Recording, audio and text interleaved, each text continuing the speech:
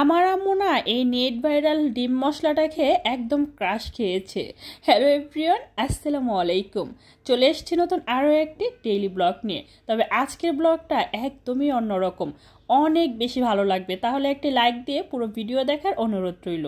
প্রথমে আমি ডিম সিদ্ধ করার জন্য চুলায় বসিয়ে দিয়েছি।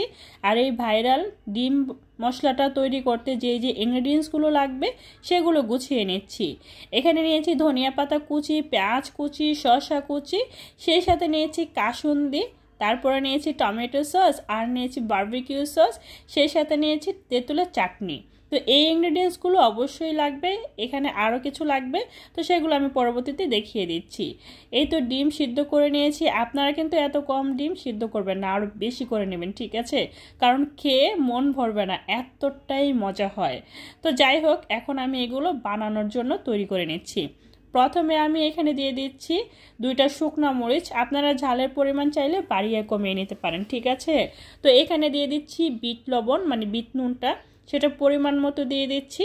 এবার আমি যেটা করব, যে ইনগ্রেডিয়েন্টসগুলো আছে সেগুলো একটু এক সাইড করে রেখে দিচ্ছি, কারণ এগুলো আমাকে মেখে নিতে হবে।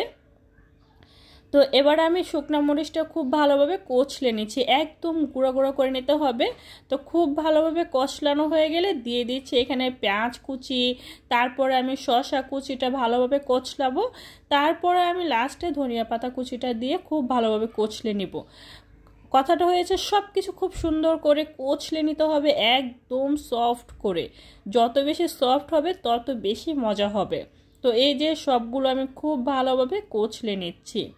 নর্মালি এগুলো সবগুলো খুব ভালোভাবে কচলানো হয়ে গেলে তারপরে আমি যত ধরনের সস নিয়েছি সব কিছু আমি এক এক করে দিয়ে দিচ্ছি। দেখতেই পাচ্ছেন আমি সব কিছু পরিমাণ মতো দিয়ে দিচ্ছি, আবারও খুব ভালোভাবে মেখে নিচ্ছি। এরপর দিয়ে দিচ্ছি এখানে আমি সেই তেঁতুলের চাটনিটা পরিমাণ মতো। এবার আবার একটু মিশিয়ে নিচ্ছি। এবার হচ্ছে খাওয়ার পালা। এবার হচ্ছে হাফ বয়েল ডিমটা মাঝ বরাবর একটু কেটে, তারপরে মশলাটা মাঝ বরাবর দিয়ে, তারপরে আবারও সেই তেঁতুলের চাটনিটা দেব, তারপরে খাবো।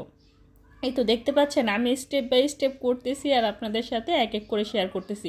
ডিমটা ঠিক এরকম হাফ বয়েল হতে হবে, ঠিক আছে? এটা যদি খুব বেশি সিদ্ধ করেন তাহলে কিন্তু তেমন একটা ভালো লাগবে না, এরকম সিদ্ধটাই করতে হবে। তো এই যে উপর দিয়ে একটু তেঁতুলের চাটনি দিয়ে দিচ্ছি।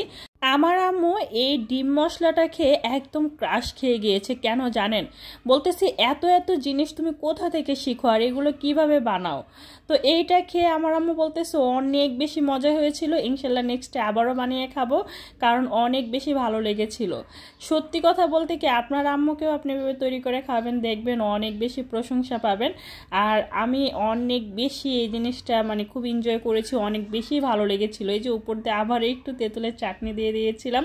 তো যারা এখনও এই জিনিসটা এখনও ট্রাই করেননি, প্লিজ ট্রাই করবেন, দেখবেন শুধু কতটা মজা। শীতের সন্ধ্যায় কিংবা শীতের সকালবেলা এই জিনিসটা তো মাস্টলি ট্রাই করবেন, অনেক বেশি মজা লাগে।